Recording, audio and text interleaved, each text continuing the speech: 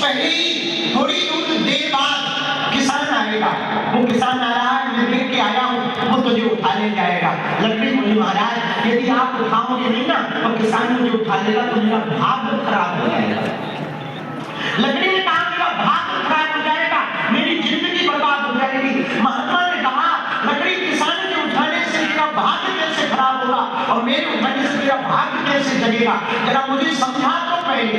लकड़ी बोली महाराज यदि किसान मुझे उठाएगा ना तो पता है वो क्या करेगा, मुझे तुरंत ले जाकर सबसे पहले वो अपनी लकड़ियों में जाके फेंक के पटके घर पे एक कोने में, और मुझे पटकने के बाद अपनी घरवाली से कहेगा ले चूल्हे में जला इसे, और चूल्हे में जलवाएगा, उस पर रोटियां सेकेगा या भोजन बनाएगा महाराज या चाय बनाएगा।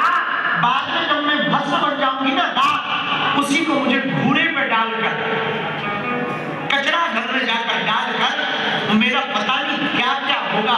सुअर घूमेंगे मेरे ऊपर, ना जाने कौन कौन घूमेगा, कितनी गंदगी मुझ पे गिरेगी। मैं जब रात बन जाऊंगी तो या तो मैं किसी घूरे पे जाकर गंदे मेले में चली जाऊंगी या गंदे नाले में चली जाऊंगी, मेरा भाग्य बर्बाद हो जाएगा। महात्मा बोली यदि मैं उठाऊं तो क्या भाग्य लगेगा।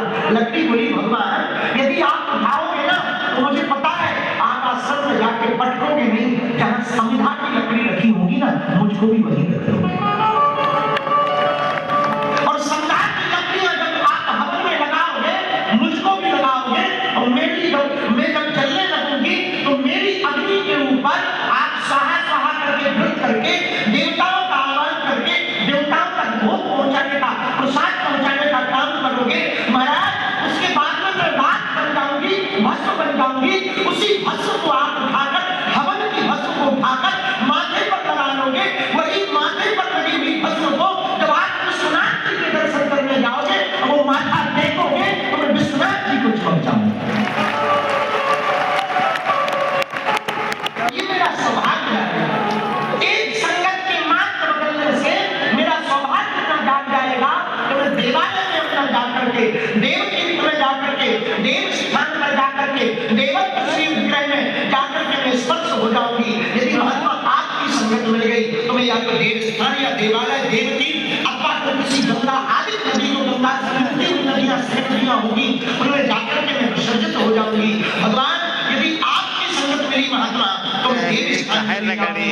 यदि मुझे किसी किसान की संगत मिली तो महाराज पता नहीं मैं किस नाले में जाऊंगी, किस गंदगी में जाऊंगी, मेरा कोई ठिकाना नहीं। तो मेरे प्रिय आत्मियों, मेरे प्रिय पात्रों, हम तुमको एक कथा सुनाकर ही कहना चाहे सच्चे साधु की संगति करोगे तो पक्का है, तीने वालों की संगत करोगे तो वो मदराने रह जाएंगे, भक्ति में तीने वालों की संगत करोगे तो वो देवालय रह जाएंगे।